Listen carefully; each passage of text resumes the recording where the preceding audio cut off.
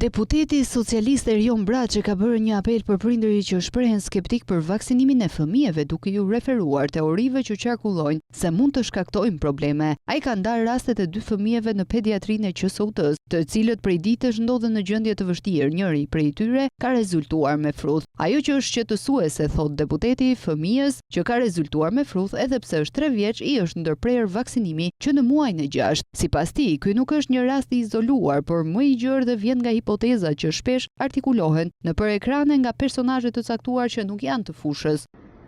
Po ndodh diçka me fëmijët që më duket shumë e rëndë.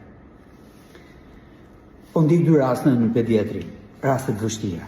Prej 10 ditësh temperaturë lartë edhe shqetësime shëndetësore të tjera. Për ata në radhë parë, po natyrisht shqetësim shumë i madh edhe për prindërit e tyre. E dini çfarë mësova?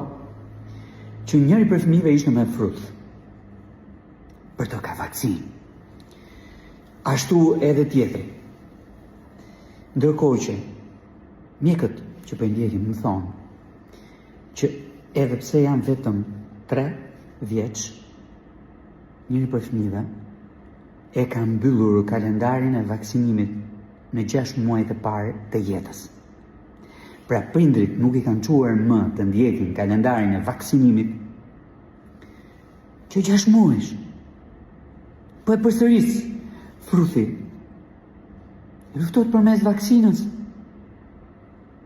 Mungesa e vaksinës ka sjellë këtë gjendje dhe pasoja me gjas, jo në këto raste, kanë qenë fatlume në gjithë sistemin e tyre qendror. Kafshët që dalin për media, online, televizione, shumë rrallë dhe flasin pa pikën e përgjegjësisë dhe pa pikën e dijes e të njohurisë për vaksinat e për vaksinimin. Po ju vrasin fëmijët, po ju dëmtojnë fëmijët, po ja u lën fëmijët me pasoja të rënda. Është një tmerr. Kalendari i vaksinimit ka shpëtuar jetë pafund, e ka mbrojtur fëmijë e breza të tërë në këtë vend. Dëgjoni mjekët. Mos dëgjoni idiotët. Dëgjoni mjekët. Idiotët, po ju bëjnë dëm fëmijëve tuaj. Dëgjoni mjekët që duan t'ju shtojnë fëmijët tuaj e zbatoni kalendarin e vaksinimit.